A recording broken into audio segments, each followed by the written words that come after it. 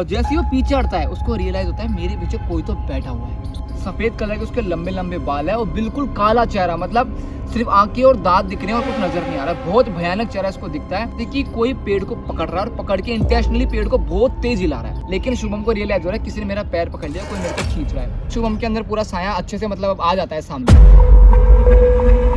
तो भाई बिना किसी डिस्कशन के आज सीधा स्टोरी शुरू करते हैं। आज क्या मटेरियल है तेरे पास? मेरे पास आज स्टोरी राजस्थान के एक गाँव की, काफ़ी भयानक और काफ़ी यूनिक स्टोरी तेरे को ये सुनने को मिलेगी। और गांव का नाम मैं भी रिवील नहीं कर सकता क्योंकि मेरे पास अभी प्रॉपर क्लैरिफिकेशन नहीं आई है कि कहाँ की एग्जैक्टली स्टोरी, क्योंकि जिस सोर्स से मुझे मिली है उन्होंने अभी तक क्लैरिफाई नहीं किया है। तो गांव में तेरे को पता है बच्चों का ग्रुप होता है जो ना कभी भी खेलने निकल जाता है 12 बजे 3 बजे, मतलब इनको ना इतनी परवाह नहीं होती किसी भी चीज़ की। अपने यहाँ शहर के बच्चे तो फ़ोन वोन में लगे रहते हैं, पर लेकिन जो गाँव के बच्चे हैं वो मतलब ऐसे बाहर ही खेलते हैं। तो एक लड़का रहता है, अंकित नाम रहता है, 9-10 साल उसकी एज रहती है। उसके जो दोस्तों का ग्रुप होता है, तो ये क्या करते हैं जब भी स्कूल से फ्री होते हैं शाम को 3-4 बजे होमवर्क करके अपना और 3-4 बजे खेलने निकल जाते हैं। मतलब ये अपने खेतों की तरफ खेलने जाते हैं और वहाँ एक बहुत बड़ा सा पीपल का पेड़ रहता है। मतलब पेड़ ऐसा भयानक जिसको देखकर मतलब फट नहीं जाती, जैसे बरगद के पेड़ होते हैं बहुत बड़े बड़े, वैसे पीपल का पेड़ नहीं होता, बहुत मतलब लंबा फैला हुआ, इसकी छाया दूर दूर तक जाती रहती है। तो उसमें उस टाइम पे क्या गर्मी चल रही थी गाँव में, तो इनको ना बड़ी हेल्प मिलती थी क्योंकि ये छाया के नीचे पेड़ के नीचे खेला करते थे। तो अभी रोज 3-4 बजे खेलने जाया करते थे। एक दिन ये अपने काम से जल्दी फ्री हो जाते हैं सारा होमवर्क करके, तो ये प्लान बनाते हैं कि आज हम जल्दी खेलने चलेंगे।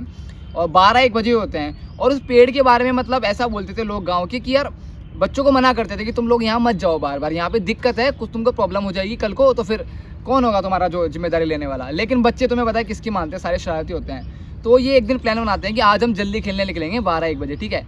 तो जो अंकित रहता है वो और उसके 2 दोस्त रहते हैं, शुभम और अरविंद, तीनों जो है खेलने निकल जाते हैं क्योंकि बाकी के लोगों को, बाकी के बच्चों को कहीं ना कहीं काम होता है, तो वो बोलते हैं कि हम शाम को लेट आएंगे। तो तीनों जो है वहाँ पे खेलने निकल जाते हैं। तो उस समय मतलब मिड दोपहर 12-1 बजे के समथिंग ऐसा कुछ टाइम हो रहा होता है। दोपहर के 12:30-1 बजे होते हैं। ये तीनों वहाँ पहुँच जाते हैं जहाँ पर इनको खेलना है। वहाँ पे ये देखते हैं कि इस टाइम पे ना थोड़ा ज़्यादा सुनसान लग रही होती है जगह, मतलब कोई भी नहीं होता है आसपास, ना कोई खेत में काम कर रहा होता है। ये क्या गर्मी का टाइम होता है, बहुत ज़्यादा लू चल रही होती है, थोड़ा आंधी तूफान का टाइम होता है।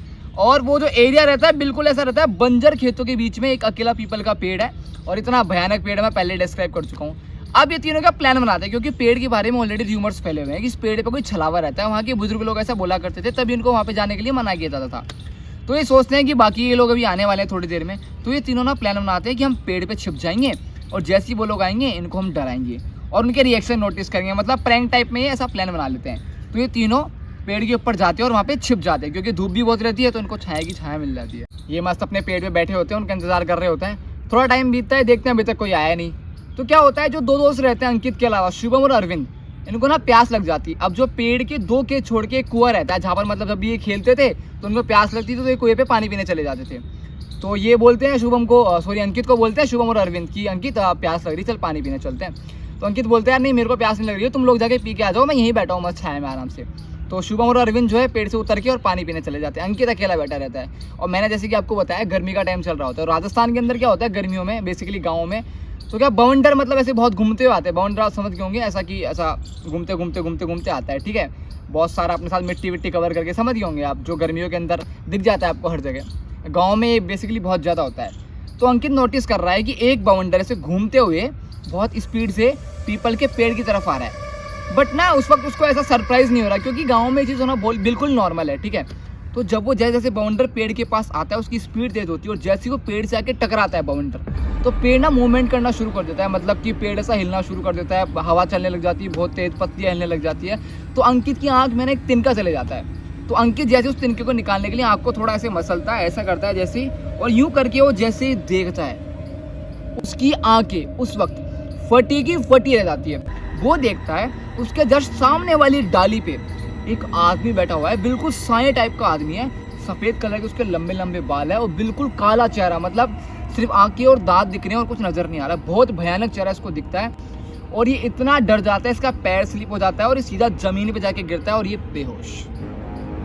इसके बाद क्या होता है, थोड़ी देर बाद इसके दोनों दोस्त यानी कि शुभम और अरविंद पानी पी के आते हैं और देखते हैं तो यहाँ पे अंकित उनको बेहोश मिलता है। तो ये उठाते हैं अंकित क्या हो गया। जैसे ही उठाते हैं अंकित को होश आ जाता है। तो ये पूछते हैं अंकित क्या हो गया, तो ऐसे कैसे पड़ा था। तो अंकित बताता है भाई मैं ऐसे तभी ऊपर बैठा था, तुम लोग पानी पीने गए थे, तब मेरे साथ ऐसा सीन हो गया था। तो वो लोग सोचते हैं साले हम पे प्रैंक कर रहे हैं, हमें मजे ले रहा है, क्योंकि ये लोग प्लान कर रहे थे। मतलब इसको ना सीरियसली लिया ही नहीं जाता है अंकित को। अंकित समझाता है भाई ये मजाक नहीं कर रहा, सच में मेरे साथ ये चीज़ हुई है, और तुम अगर थोड़ी देर रुक जाओगे शायद क्या पता तुम्हारे साथ भी हो जाए। वो कहते हैं हाँ देख लेंगे, कोई नहीं, चला ऊपर चल के बैठते हैं। अंकित बोलता है मैं अब ऊपर नहीं जाऊँगा भाई, मेरी फटी पड़ी है। लेकिन अंकित ये भी सोचता है अब ये दोनों ऊपर चले गए, मैं अकेला नीचे रह जाऊँगा तो भी दिक्कत होगी, तो अंकित इनके साथ ऊपर चले जाता है। तो ये ज़्यादा मतलब ऊपर नहीं होते हैं पेड़ के, मतलब ये मान लो आप कितना बोलूँ मैं आपको, 10-12 फीट की ऊंचाई पे ये लोग बैठे होते हैं, ठीक है, ज़्यादा ऊपर नहीं, छिप के बैठे होते हैं। लेकिन अब जब ये बैठे होते हैं थोड़ी देर बाद अंकित को प्यास लगने लग जाती है, क्योंकि अंकित पहले नहीं गया था। तो अंकित बोलता है शुभम और अरविंद को चलो वापस पानी पी के आते हैं, मेरे को प्यास लग रही है। तो शुभम और अरविंद कहते हैं नहीं भाई उस टाइम पे तो गया नहीं, अब हमको प्यास नहीं लग रही, तू जा और पी क्या। तो प्यास भी लग रही होती है, अंकित सोचता है हो सकता है मेरा भी भ्रम होगा, उस टाइम पे ऐसा कुछ नहीं होगा। तो अंकित उतरता है, अकेला पानी पीने चले जाता है। थोड़ा थोड़ा डर अंकित के मन में रहता है। लेकिन अब अंकित जैसे कुएं पे पानी पीने जाता है तो कुएं पे क्या बेसिकली वही वाला सीन, बाल्टी होती है, बाल्टी में रस्सी टंगी होती है, रस्सी को डुबो के पानी भरना होता है बाल्टी से, देन पीना होता है। तो अंकित जैसे ही बाल्टी उठा के कुएं के अंदर डालता है और जैसे ही कुएं में देखता है तो कुएं में उसको सेम वही चेहरा दिखाई देता है जो उसको पेड़ पे दिखाई दिया था। एंड इस वक्त तो मानो अंकित को पूरा यकीन हो गया था एंड अंकित की फट के हाथ में आ गई थी। जैसे वो देखता है भयानक सा चेहरा कुएं में, थोड़ा सा पीछे हटता है, जैसे ही वो पीछे हटता है उसको रियलाइज होता है मेरे पीछे कोई तो बैठा हुआ है, मतलब उसका जब परछाई से दिख जाती है, वो फील हो जाता है ना अपने पीछे कोई होता है तो। एंड उस वक्त उसका शरीर ये मान लो काम करना बंद कर देता है एंड अंकित वहीं की वहीं बेहोश। अब शुभम और अरविंद अंकित का बहुत टाइम से वेट कर रहे हैं, अरे आया क्यों नहीं, क्योंकि पेड़ इतना बड़ा रहता है तो इतनी दूर से ना दिख नहीं पाता है वो कुआं, और वो दिख नहीं होता है अंकित उनको। तो ये लोग वहाँ पे जाते हैं तो देखते हैं कि अंकित ऑलरेडी वहाँ पे बेहोश पड़ा हुआ है। उनका दिमाग खराब, एक बार पहले ही वहीं पे ऐसे मिला था और अभी भी यहीं पे मिला है। अब इनको मजाक नहीं सोचता, अब इनको लगता है कि भाई कुछ ना कुछ तो सीरियस मैटर है। ये इसके मुंह पे पानी वानी डालते हैं, उसको उठाते हैं तो पूछते हैं भाई क्या हो क्या रहा है, तेरे को 2 बार बेहोश तो मिला है। तो बताता है भाई मेरे साथ वहाँ पे ऐसा हुआ था और जब अब मैं यहाँ पे आया तो यहाँ भी मेरे को सेम चेहरा दिखा। अब ये दोनों इतना श्योर नहीं होते, लेकिन अभी भी इनको कहीं ना कहीं ऐसा हो जाता है कि यार कुछ तो है, कुछ तो मैटर है। तो अभी क्या करते हैं, तीनों वापस पेड़ के पास जाते हैं और सोचते हैं कि हम तीनों साथ में बैठेंगे, जो भी होगा देखेंगे और उनका वेट करते हैं और खेलना चालू करेंगे। अब डराने वाला प्लान कैंसिल कर देते हैं। लेकिन धूप रहती है बेसिकली, तो ये वहीं जाके ऊपर ही बैठ जाते हैं पेड़ पे, ठीक है। तीनों बात कर रहे होते हैं, अचानक से बहुत तेज हवा चलती है, वापस से वही बवंडर ववंडर आना शुरू होते हैं और अब पेड़ में बहुत गंदा वाला मूवमेंट होता है, जैसे कि कोई पेड़ को पकड़ रहा है और पकड़ के इंटेंशनली पेड़ को बहुत तेज हिला रहा है। इनकी फट जाती है, पेड़ को हिला कौन रहा है, मतलब बिल्कुल ऐसा लग रहा होता है कि जिसकी मैं बेंच पे बैठा हूँ तो मेरे को ऐसा लगे बेंच पे मूवमेंट कर रहा है, बिल्कुल रियल मूवमेंट। एंड अंकित का तो दोस्त होता है शुभम, उसको रियलाइज होता है कि किसी ने उसका पैर बहुत ही ताकत का उसका पैर पकड़ लिया। शुभम चिल्लाता है मेरा पैर, और दिख किसी को कुछ भी नहीं रहा, किसी को कुछ भी नहीं दिख रहा है। लेकिन शुभम को रियलाइज हो रहा है किसी ने मेरा पैर पकड़ लिया, कोई मेरे को खींच रहा है। अंकित को ऑलरेडी शक होता है, अंकित का तो साथ तो हो ही चुका, अंकित का दिमाग खराब होता है, अरविंद भी डरने लग जाता है। एंड देन अचानक से बहुत तेज हवा चलती है और कोई शुभम का पैर खींचता है और शुभम जाके नीचे गिरता है, उसके पैर में मोच आ जाती है। जैसे ये इंसिडेंट होता है शुभम चीखता है, अंकित रोना शुरू कर देता है कि भाई मैंने बोला था यहाँ पूछे, तुम मेरी बात मान नहीं रहे, चलो चलो यहाँ से। तो वो एक दूसरे को देखते ही नहीं है, ना आव देखा ना ताव, तीनों भागना शुरू कर देते हैं। लेकिन शुभम के पैर में मोच रहती है तो शुभम वहाँ से उठ ही नहीं पाता है, ये दोनों वहाँ से निकल लेते हैं। इनको पता नहीं रहता कि शुभम पीछे रह गया। थोड़ी देर बाद इनको जाके रियलाइज होता है थोड़ा आगे जाके कि शुभम तो हमारे साथ आया ही नहीं है। तो अरविंद बोलता है चल वापस लेने चलते हैं, अंकित बोलता है नहीं मैं नहीं जाऊँगा, मेरी फटी पड़ी है, यहीं पे वेट करते हैं, आ जाएगा वो, कहीं जाएगा, धीरे धीरे आ रहा होगा, पैर में लगी है। शुभम थोड़ी देर बाद उनको आते हुए दिखाई देता है, लेकिन शुभम के हाव भाव बिल्कुल बदले रहते हैं, उसकी आंखें थोड़ी डार्क हो जाती है, चेहरा डार्क, एक्सप्रेशन बिल्कुल डार्क वाले और बिहेवियर ऐसा बिल्कुल रूड, मतलब साफ दिख रहा है कि इसको छलावे ने अपने कब्जे में ले लिया है, पकड़ लिया है। हाँ तो मतलब जो अंकित को छलावा दिखा था उसी ने उसको पोजेस कर लिया। लेकिन क्या है ना, उस वक्त सबकी फटी होती है, कोई भी किसी से बात नहीं कर रहा होता है, सबको ये होता है बस कैसे भी करके घर पहुंच जाए। तीनों एक दूसरे को इग्नोर करते हैं और अपने अपने घर पहुंच जाते हैं। रात को अंकित के घर पे शुभम के घर से कोई आता है, बोलता है भाई तुमको शुभम के घर पे ऐसे बुलाया गया है। तो अंकित डर जाता है कि कुछ ना कुछ तो मैटर हो गया, क्योंकि उनको ना पहले डाउट रहता है। तो ये अंकित और इसको अरविंद को शुभम के घर पे बुलाया जाता है और बाकी के सारे दोस्त भी वहाँ आ जाते हैं। जैसे शुभम के घर जाते हैं ना, शुभम के ना दादा रहते हैं वहाँ पे।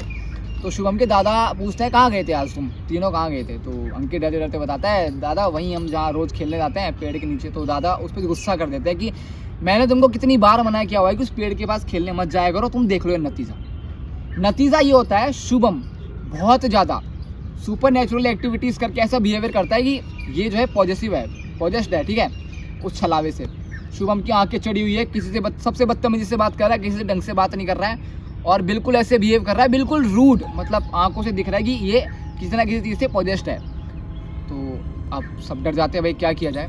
तो उसके दादा बोलते हैं शुभम के कि जा और हनुमान मंदिर के जो पुजारी हैं उनको बुला के लेके आ पंडित जी को। तो अंकित को एक काम देते हैं, अंकित जाता है पुजारी जी को बुलाने। अंकित बोलता है कि पंडित जी ऐसे ऐसे बात हो गई है, आपको बुला रहे हैं वहाँ पे उनके घर पे।